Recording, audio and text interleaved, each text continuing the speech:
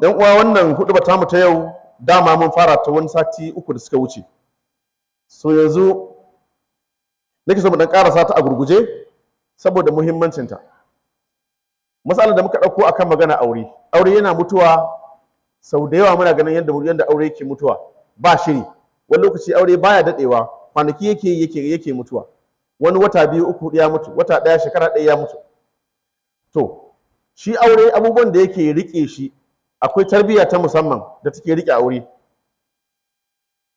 Wasu katanga ce guda biyu, katanga ta bangaren iyaye da kuma katanga ta su kansu ma'aurata.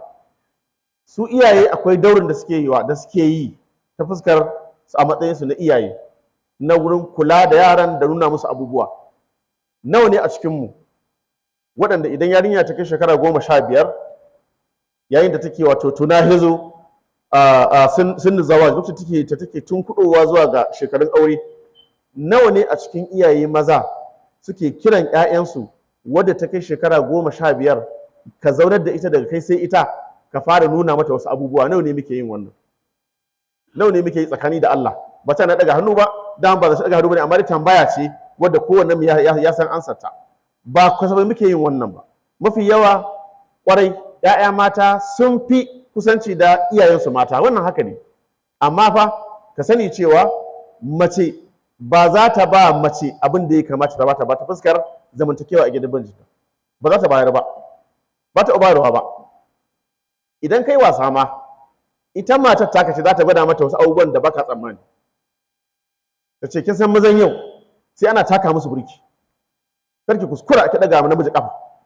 Namiji ba dan goyo bane. Duk wanda ya dauki namiji dan goyo to ko zai mutu maraya, zan zai jefar da shi a daji. Irin wannan magana za a yi ta gaya mata yau da gobe har ta dauka cewa hakan ne. So in ta auri mijin za ta dauke shi a wannan tsarin da uwar ta dora ta akai. Amma laifin dan naka ne, domin kai ne uba, baka taba kiranta ka zaunar da ita kun yi hira ta musamman, ka saurare ta akan future plans ɗinta, me take so ta yi a gaba a rayuwarta. Ka saurare ta akan mas'ala ta yaya take gani inda misali mace ta yi kaza a gidan mijinta, me ya kamata a ta yi, ko kuma miji ya ce kaza me ya kamata a yi. Irin waɗannan tambayoyin ka dinga jin amsoshinta, idan da gyara a gyara mata, in kuma da shirya a shirya da ita. Da haka ake ɗora su akan abubuwa masu muhimmanci. Mu sani cewa waɗannan 'ya'yan mata da kuke ganin su suna da tausayi, kuma sun fi son iyayensu fiye da maza. 'Ya'ya mata sun fi son iyayensu fiye da 'ya'ya maza.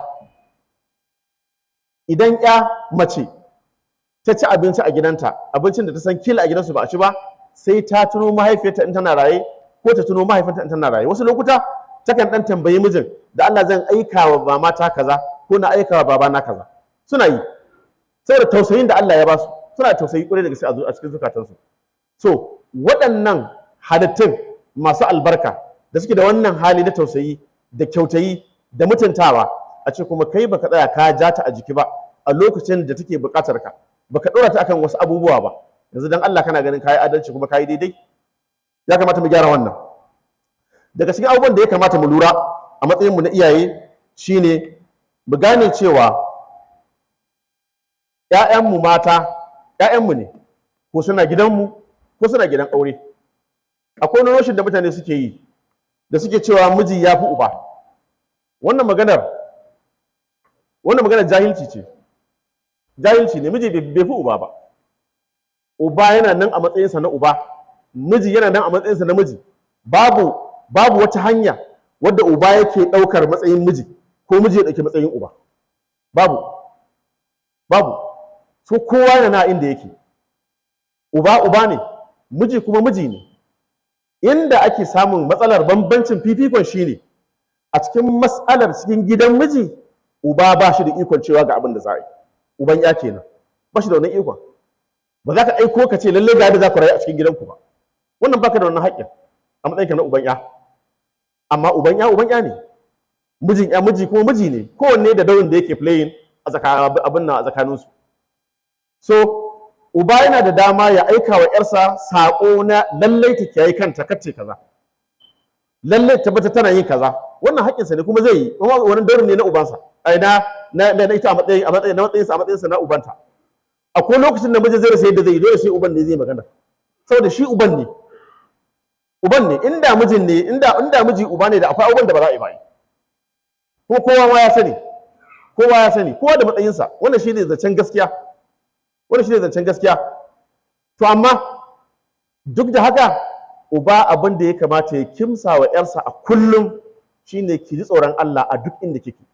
Mu gane cewa ita tarbiyyar nan ba za ka taɓa zama tare da ‘ya'yanka a koyaushe a duk inda suke ba. Abin da zai sa ‘ya'yanka su zama mutanen kirki shine abin da ka ba su da tarbiyya na tsoron Allah a aljihunsu da kuma zuciyarsu.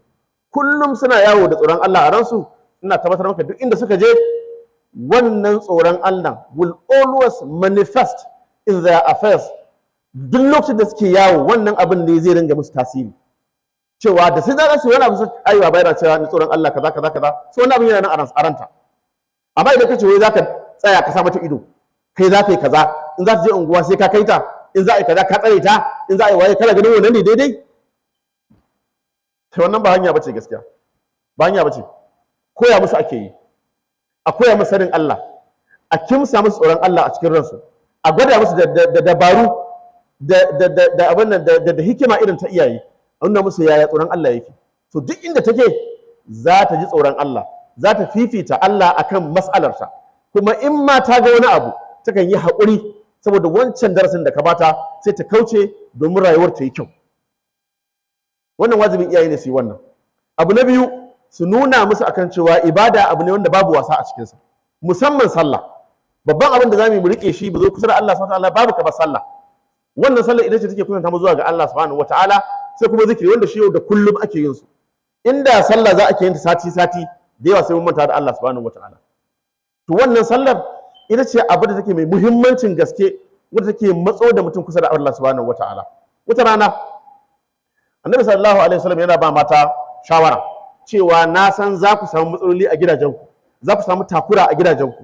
Duk wanda mijinta ya matsanta mata, ya takura mata, ya addabe ta, yana ta kaza, ta tashi ta yi sallah raka'a 2, ta daga hannu ta ce ya Allah, kana gani cewa ni duk haƙƙin da yake kaina na ba da shi, amma ni haƙƙina ba a bani ba.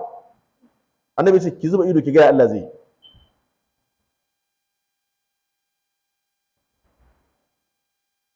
To amma kafin wannan ina ganin kamata a ce mace kafin ta yi wannan ta yi addu'o'i mana, idan ta yi sallah ta yi addu'o'i ya Allah idan ina da wasu halaye marasa kyau wanda nake wa mijina baya jin daɗi Allah gyara musu. Shi ma halayen da yake da su marasa kyau ba na jin daɗin su Allah taimaka min ka gyara min shi. Kuma kai ma ka yi wannan daga kai sai Allah ba wanda ya sani. Ka gani in Allah bai gyara maka ba. Kuma da ni da ku sano muka yi wannan. Tsakani ba da Allah ba ma yi fa. Wallahi ba ma yi ka mutum da ya zauna ya sallah raka'a 2 shi kadai tsakar dare, ya Allah idan ina da wasu halaye marasa kyau wanda matata ba ta jin daɗin zama da su, Allah ka gyara mu wannan halayen. Nawa ne muke yi? Muna ganin kamar abin da abin abu ne wanda yake na wasa ko ba wani abu bane, amma wallahi idan kai wannan sai inganta maka rayuwarka a cikin gida, sai baka sa'idar da baka tsammani, sai baka alherin da baka taba tunaninsa ba. Ita ma kuma ta yi, ka gani in za a samu fitina a cikin gidanku. Yayin da Allah ya daidaita ku, to zai daidaita muku al'amarin ƴaƴanku. Duk lokacin da ka ba da doka, ita ta san doka tana nan, uba ya riga ya ba doka an gama. Amma in ya zama kowa wanda daban yake, za ka ba da doka, za ta ba da saɓanin wannan. Ko kuma ƴaƴan su gane cewa akwai gap tsakaninka da ita, akwai gap. To yaran sai su ta fitina tsakanin wannan gap domin san ba za ta jituwa, kai ba za ta neman ta taimaka ma gurin wannan ba, ita kuma ta zuwa ta bige ka akan wannan abu domin akwai gab tsakaninku. Allah dai ya sauke ya taimaka mana mu gyara. Daga cikin abubuwan da ya kamata ɗaya ta gane, yanzu wannan na dawo kan ita mace a gidan mijinta. Na zaɓi ne magana akan mata yanzu, wata rana in Allah ya kai mu zan yi magana akan mazan. Kada mata su ce na yi san zuciya. Matan da ke so da yi magana domin ku ne iyaye, sa'annan kuma ku ne masu kula da mu. Hatta mazajen ma ku kuke kula da mu. Idan biki gane yadda za ki yi ba, da mu da kuɗin gaba ɗaya duk ta ba mu shiga. Amma idan kin gane wani lokaci za ki gyara mana, mace za ta gyara wa mijinta yadda zai rayu, yadda kuma za su rayu gaba ɗaya su bauta wa Allah su tsira tare. Shi yasa ya zanto cewa ke ya kamata a fara magana da ke. Ko Allah ma subhanahu wataala a Qur'ani da ya maganar ba da kyauta mai muhimmanci da ke ya fara. Da ya ce mulkin sama da ƙasa yana hannun Allah subhanahu wataala. Allah yana ba da kyautar abin da ya ga dama ga wanda ya ga dama. sai ce yana ba da kyautar ƴaƴa mata ga wanda ya ga dama, da mata ya fara saboda muhimmancin su da girman su da darajar su a gurin Allah subhanahu wataala. Shi sa ni ma na fara da ke yanzu. Yi tsoron Allah subhanahu wataala a gidanki. Ki zato bai ɗara Allah a koda yaushe, kada ki yi wasa da addinin ki. Sa'annan kuma mijinki ya zato cewa shine abin kallo a kullum dangane da umarni me yake so a yi. Daga cikin abin da suke sa mace ta shiga aljanna guda hudu ne kacal manya. In dai kika haye a guda hudun nan, yar aljanna ce ke da izinin Allah subhanahu wataala. Kamar da Annabi ya ce sallallahu alaihi wasallam a hadithin Muslim. Idan mace ta sallah 5 kaga ibada kenan. Ta azumin Ramadan kaga ibada kenan. Sannan kuma ta yi biyayya ga mijinta. Umarnin mijinta ta bi. Daga cikin umarnin shine misali an kira daga gida an ce ta zo. Da Allah an ce da je gida sai ce a ki haƙuri.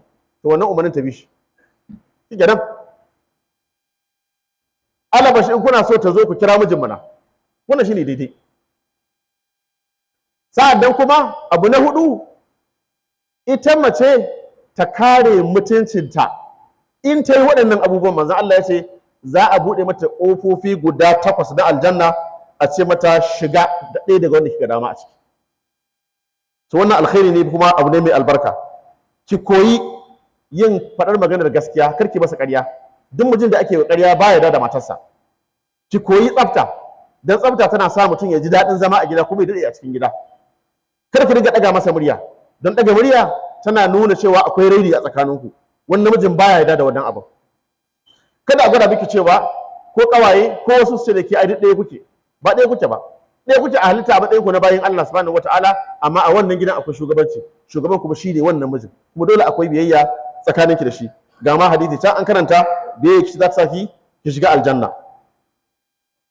Kullum ya zanto cewa idan mijinki ya kalle ki murmushi zai yi kamar da Annabi ya ce. Mace ta gari da mijinta ya kalle ta kawai sai ji kwanciya hankali kawai ta zo masa. Yana shigowa gida ya zo cikin aminci. In ya mata umarni za ta bi. In ya bar gidan za ta kare kanta da mutuncin da kuma iyalinsa da kuma dukiyarsa da kuma za ta kare. To wannan ita ce mace ta gari wadda manzon sallallahu alaihi wasallam ya magana akan a cikin hadisin Abu Dauda. Kullum mutum yana son ya ga matarsa mai fara'a ce mai murmushi.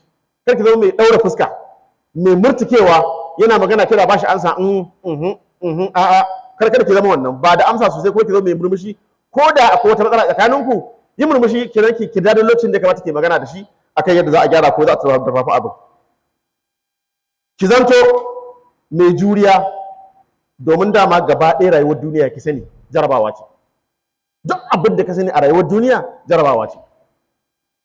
To tunda ku jarabawa ce sai mun yi haƙuri da ita. Kuma dama Allah ya ce wal aqibatu lil muttaqin. Ƙarshe mafi kyawun ƙarshe na mai albarka yana ga masu takatsantsan masu tsoron Allah subhanahu wataala. Mu zama tsoron Allah subhanahu wataala mu kuma kiyaye wannan abubuwan. Imam Shafi'i yayin wani waƙi a ƙarshe mai kyan gaske, domin rayuwar aure rayuwa ce da ganta akwai a wani lokaci akwai fitina a cikinta. Fitina ce ita kanta ma dama, domin jarrabawa ce. In ka ci idan baka ci ba baka ci ba. Yayin wani waƙi yake cewa ya kai ma abocin damuwa da bakin ciki, ka sani bakin ciki da damuwarka zai yaye in ne maka bishara da alkhairi, domin mai yaye bakin ciki shine Allah. Damuwa da ɗaya tsammani yana yanke wa mutum wato duk abin da yake da jin daɗi. Wasu lokuta ka ji ba ka jin daɗi ma, rayuwa ba ta maka abin nan ba. Sai ce kada ka ɗebe tsammani daga rahamar Allah, domin mai kawo ɗauki shine Allah. Allah ne mai kawo ɗauki. Allah yana jaraba mutum da tsanani, daga bayan tsanani kuma za ga sauƙi ya zo. Dan ya ce inna ma'al usri yusran, yace al-usri kwaya ɗaya ne, yusran ya fi ɗaya. Shi sa ibnu Mas'ud yake cewa ba yadda za a yi usur ɗaya ya rinjayi usur guda, yusur guda biyu, ba zai yiwu ba. So in dai kaga tsanani to bayan sa kadan akwai sauki. Kai dai ka zanto mai yakinin cewa Allah zai kama sauki. To Allah na jira mutum da tsanani, daga baya kama sauki. Sannan kada kai bakin ciki, la taz'an, kada ka ji tsoro ka firgita. Fa inna sani Allah, wanda yake tsara wannan abin Allah ne. Shi kuma Allah in ya tsara sa yakan yi tsari, in tsanani ya zo maka sai ya biyo ka da kuma sanyi da daɗi. In talauci ya zo maka sai ya biyo ka da arziki. In damuwa ta zo maka sai ya biyo ka da yayewa. Wannan shine tsarin Allah subhanahu wataala. In an jarrabe ka da wani abu, ka zama mai tsika da Allah cewa Allah shine zai yaye, kuma ka yarda da Allah akan wannan abin. domin wanda yake yayi dukkanin tashin hankali da bala'o'i Allah ne. Allah baka da wani wanda zai jibinci labarinka kamar Allah subhanahu wataala, baka da shi. Baka da wanda zai yi maka kamar Allah, babu. Baka da wani kamar Allah. Rike Allah subhanahu wataala a lokacin daɗi, rike shi a lokacin tsanani, rike shi lokacin da ka sani da lokacin da baka sani ba, lokacin da kake da yalwa da lokacin da kake baka da ita. Allah yana tare da kai. Ka sani Allah ya ishe ka, ba sai ka je wani guri ba. Allah ya ishe ka. Ko ba a komai kake yi a wannan zamani. Allah kuma ka taimaki yaran mu su zauna a gidajen su lafiya, kuma mazajen Allah ka ba su dama da yalwa da su rike su cikin aminci da amana. Allahumma izil islam wal muslimin wa adhil shirka wal mushrikin wa dammir a'da ad-din wa min hadhihi ad-dunya hadiya salam. اللهم إنا نسألك الهدى والتقى والعفاف والغنى. اللهم اغفر لنا ما قدمنا وما أخرنا وما أسررنا وما أعلنا وما أنت أعلم به منا. إن الله وملائكته يصلون على النبي يا أيها الذين آمنوا صلوا عليه وسلموا تسليما. وقال صلى الله عليه وسلم من صلى عليه صلاة واحدة صلى الله عليه بها عشرا. اللهم صل على محمد وعلى آل محمد كما صليت على إبراهيم وعلى آل إبراهيم إنك حميد مجيد. اللهم بارك على محمد وعلى آل محمد كما باركت على إبراهيم وعلى آل إبراهيم إنك حميد مجيد. وقوموا إلى الصلاة يرحمكم الله.